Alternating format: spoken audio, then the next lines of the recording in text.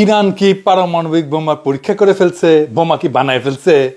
2017 সালে উত্তর কোরিয়া যখন পারমাণবিক পরীক্ষা চালায় তখন 6.3 মাত্রার ভূকম্পন রেকর্ড করা হয়।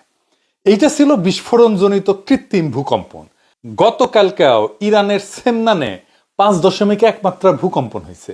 সেমনান ইরানের মিসাইল টেস্ট এরিয়া। এইটা ইরানের প্রধান মহাকাশ উৎক্ষেপণ কেন্দ্র। এখান থেকে সাফির এবং সিমোরগ লঞ্চ ভেহিকলের মাধ্যমে স্যাটেলাইট উৎক্ষেপণ করা হয়। এই কেন্দ্র থেকে ইরান বেশ কয়েকবার ব্যালিস্টিক মিসাইল এবং মহাকাশযান উৎক্ষেপণ করছে। সেমনান একটা মরুভূমি অঞ্চল এবং এইখানে সেই কারণে জনসংখ্যা নাই, লোকজন বাস করে না। সেই কারণে এই জায়গায় ব্যালিস্টিক মিসাইল এবং রকেট পরীক্ষা চালানো খুব নিরাপদ। 100 কিলোটনের পারমাণবিক বোমার ভূগর্ভস্থ বিস্ফোরণ হইলে সাধারণত 5 মাত্রার ভূকম্পন অনুভূত হয়।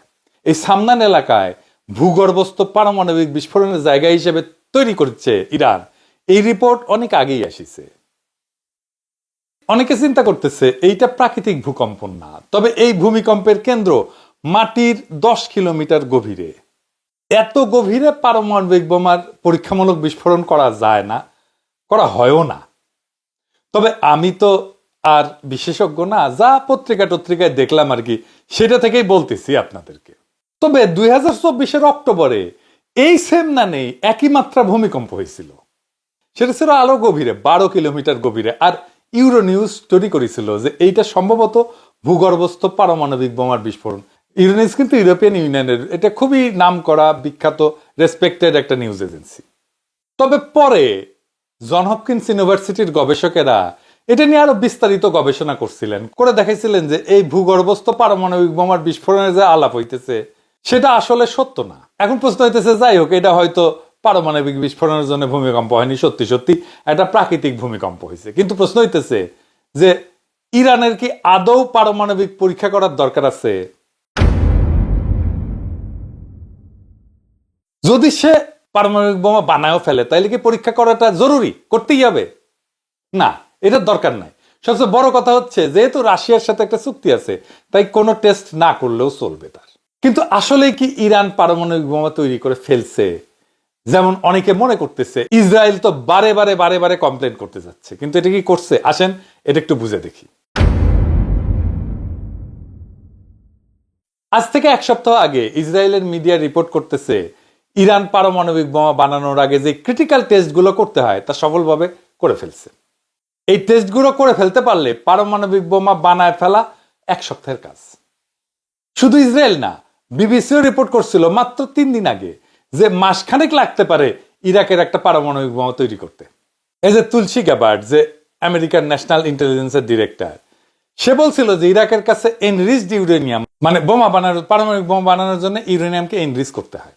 এইটা স্টক ইরানে মজুদ এত আছে যে পারমাণবিক শক্তিধর দেশের কাছেই শুধু সেই পরিমাণে থাকে। IAEA 1 দশক ব্যাপী একটা অনুসন্ধানের পর একটা তদন্ত রিপোর্টে বলছিল যে ইরান 1980 থেকে 2003 সাল পর্যন্ত এমন কিছু কাজকর্ম করছে তার পারমাণবিক কর্মসূচিতে, প্রমাণ পাইছে যা পারমাণবিক বোমা বানাইতেই শুধু করা হয়। 1 বছর আগে, প্রায় 11 মাস থেকে 1 বছর আগে ব্লিংকেন বলছিল যে ইরান 1 থেকে 2 সপ্তাহের মধ্যে পারমাণবিক বোমা বানাইতে পারবে। For a nuclear weapon is now probably 1 or 2 weeks away from doing that. Now, they haven't developed a weapon itself. 1 or 2 weeks. 1 or 2 weeks is probably what the realistic breakout time is. তার মানে ইরানের পারমাণবিক বোমা বানাইতে পারার সক্ষমতার বিষয়টা এটা দীর্ঘদিন থেকে আলাপের মধ্যে আছে, এবং এই আলাপটা এরকম যে তার 1 সপ্তাহ থেকে 1 মাসের মধ্যে সে বানাই ফেলতে পারে। সেটা আজকের আলাপ না, অনেকদিন আগে থেকে আলাপটা চলতেছে। শুধু বিবিসি না, CNN একই রিপোর্ট করছে। 2023 সালে আন্তর্জাতিক পরমাণু সংস্থা, যেটা বললাম IAEA, হঠাৎ করে জানাই দিল যে ইরানের পরমাণু স্থাপনায় 83.7% মাত্রার সমৃদ্ধ ইউরেনিয়ামের চিহ্ন পাওয়া গেছে। ওরা দেখছে। শুনতে নিরীহ লাগলেও এটাই সেই মাত্রা যেটাকে একেবারে বোমার দোরগোড়ায় পৌঁছে যাওয়া বলা হয়। আর ওইদিকে 60% মাত্রা সমৃদ্ধ ইউরেনিয়ামের মজুদ তখন ছিল 128.3 কিলোগ্রাম। প্রচুর। ইতিহাসে প্রথমবার এই পরিমাণ। এখানে শেষ না, পরের বছর আমেরিকা সরাসরি বলেই দিল যে ইরানের ব্রেকআউট টাইম, মানে বোমা বানানোর জন্য যতটুকু সময় লাগে, সেটা কমে এখন মাত্র 1 থেকে 2 সপ্তাহ হয়েছে। 1 থেকে 2 সপ্তাহ ভাই, যেন বাজার থেকে সবজি কিনে না ঝোল রাধার সময়। আইএই এর একটা সদ্য রিপোর্ট বলছে যে 60% মাত্রার সমৃদ্ধ ইউরেনিয়াম এখন ইরানের কাছে আছে প্রায় 408 কিলোগ্রাম। হিসাব করে বলছে যদি এইটুকু ইউরেনিয়াম আরেকটু ঠেলে আরেকটু সমৃদ্ধ করে ফেলা যায়, তাহলে এটা দিয়ে ইরান চাইলে একেবারে 9 থেকে 10টা বোমা বানায় ফেলতে পারে। মানে পুরা মধ্যপ্রাচ্যের রাজনীতির ঘড়িতে এখন একটা টাইমার সেট করা হয়েছে, ঘড়ির কাঁটা এখন টিক টিক করতেছে, তখন তেহরান ধীরে ধীরে বলতেছে বুম বুম বুম। কিন্তু এর মধ্যে একটা নিউজ আসছে যে ইরান একটা ইমপ্লোশন টেস্ট করে ফেলছে। কি সেটা? এটা একটু বুঝে দেখি। পরমাণু বোমার কার্যকারিতা যাচাইয়ের জন্য এটা একটা গুরুত্বপূর্ণ ধাপ। এর মাধ্যমে দেখা হয় বিস্ফোরকগুলা সঠিকভাবে একসাথে ফাটতেছে কিনা। অনেকগুলো বোমা একসাথে ফাটতে হয়, ফাটার পরে মাঝখানের কোর যেটা কেন্দ্র, ওই জায়গায় চাপ পড়ে, তারপরে পারমাণবিক বিস্ফোরণ শুরু হয়। এই সবগুলো একসাথে ফাটতেছে কিনা এই টেস্টটা করাটা খুব ক্রিটিক্যাল কথা। এই টেস্টটা করা খুবই গুরুত্বপূর্ণ। অনেক সময় এটা সাব ক্রিটিক্যাল টেস্ট হিসেবে করা হয়, মানে এমন ভাবে করা হয় যেন চূড়ান্ত নিউক্লিয়ার বিস্ফোরণ না ঘটে কিন্তু সংকোচনের সফলতা যাচাই করা হয়। এটা মানে এটা কি বুঝে দেখি, বিস্ফোরণ হলে ছুটে যায় চারিদিকে, তাই না? এটা হচ্ছে এক্সপ্লোশন। আর ইমপ্লোশন মানে হচ্ছে বাইরে থেকে ভিতর দিকে ঢুকে আসে। এভাবেই আসলে পারমাণবিক বোমা ফাটে।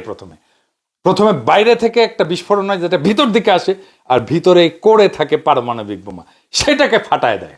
প্লুটোনিয়াম ভিত্তিক যে বোমা, এইটার জন্য এই ইমপ্লোশন টেস্টটা গুরুত্বপূর্ণ। এই ইমপ্লোশন টেস্টটা করে ফেলছে ইরান। হিরোশিমায় যে বোমাটা পড়ছিল ওইটা প্লুটোনিয়াম বোমা ছিল না, কিন্তু নাগাসাকিতে এটা প্লুটোনিয়াম বোমা ছিল। এই টেস্টটা গোপনেই করে দেশগুলা, কারণ পূর্ণমাত্রা পরমাণু বিস্ফোরণ আন্তর্জাতিক নজরদারিতে পড়ে। ইমপ্লোশন টেস্ট করতে পারলে বোঝা যায় একটা দেশ পরমাণু বোমা বানানোর চূড়ান্ত ধাপের কাছাকাছি চলে আসছে, এমনকি বোমা ফাটানো ছাড়াই। আর এই ইমপ্লোশন টেস্ট হইতেছে পরমাণু বোমার মেকানিজমের হৃৎপিণ্ডে ঢোকার শেষ রিহার্সেল। এটা যেন সেই মুহূর্ত যখন শেষবার একজন অস্ত্রের ট্রিগার চেক করে নেয়।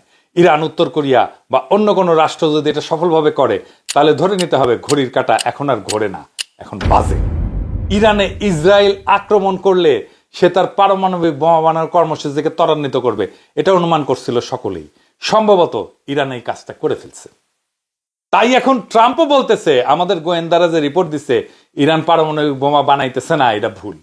ট্রাম্প কইছে যে 2 সপ্তাহ টাইম চাই, তারপরে সিদ্ধান্ত নিব ইরানে অ্যাটাক করবো কিনা।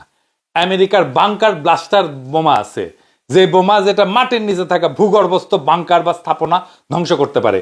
ইরানের পারমাণবিক স্থাপনাগুলো সব মাটির নিচে, তবে ইরানের পারমাণবিক স্থাপনা এত গভীরে যে আমেরিকার বোমা সেই পর্যন্ত পৌঁছাবে না, বাংকার ব্লাস্টার আনুক আর যাই আনুক। এখন প্রশ্ন হইতেছে ইরানে কি আমেরিকা আক্রমণ করবে? ট্রাম্প তো সিকিউর পারিচ্ছে। অনেকে মনে করতেছে ইরানকে হুতায় দেবে আমেরিকা আর ইসরায়েল একসাথে। আমার অনুমান এটা পারবে না।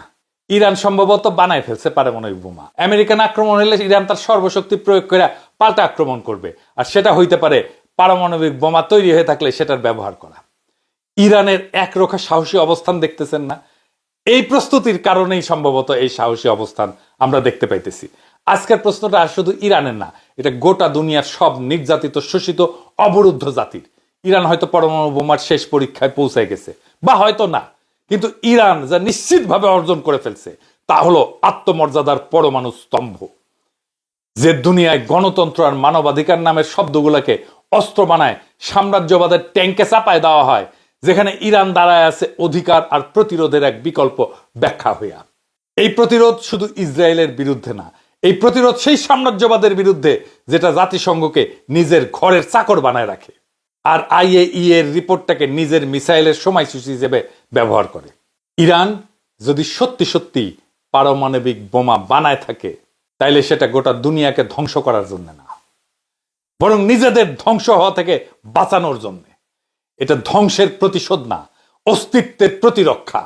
অনেকে বলতেছেন আমেরিকা হামলা করবে, ইরান শেষ হয়ে যাবে। তাদের বলি, শেষ হয়ে গেলে ফিলিস্তিনের শিশুদের চোখে যে আগুন দেখো, সে আগুন কিভাবে এখনো জ্বলে? শেষ হয়ে গেলে ইরানের বৈজ্ঞানিকেরা কেন এখনো গোপনে কাজ করে? শেষ হয়ে গেলে এক জনপদের সাহস কিভাবে বিশ্বশক্তির রাডারে ধরা পড়ে? ইরান এখন আর শুধু একটা রাষ্ট্র না, ইরান এখন এক আইডিয়া, ইরান এখন এক চেতনা, এক সাহসের, আত্মমর্যাদার, দাঁতে দাঁত চেপে সহ্য করার আবার দাঁড়ায় যাওয়ার চেতনা।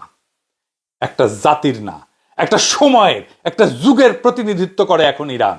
কেউ যদি পতনের শেষ প্রান্তে দাঁড়ায় থেকে চোখে আগুন ঝরাইতে পারে, তাহলে পুরা দুনিয়ার রাজনীতির মানচিত্র বদলে দিতে পারে সে। মাথা উঁচু করে দাঁড়ায় থাকো ইরান। তোমার এই দাঁড়ায় থাকা এক একটা পারমাণবিক বোমার চাইতেও শক্তিশালী। তোমার পতন না, তোমার প্রতিরোধী হবে ইতিহাস। আর সেই ইতিহাস লেখা থাকবে, একটা জাতি যখন আত্মমর্যাদাকে জড়ায় ধরে, তখন দুনিয়ার সব মিসাইলও তার কণ্ঠ রোধ করতে পারে না। ইরানের লড়াইয়ে পরাজয় নাই, আছে শুধু প্রেরণা। তুমি আঘাত খেয়েও আবার উঠে দাঁড়াবে, কারণ তুমি ইরান। সাহস যার আর এক নাম, ইনকিলাব জিন্দাবাদ।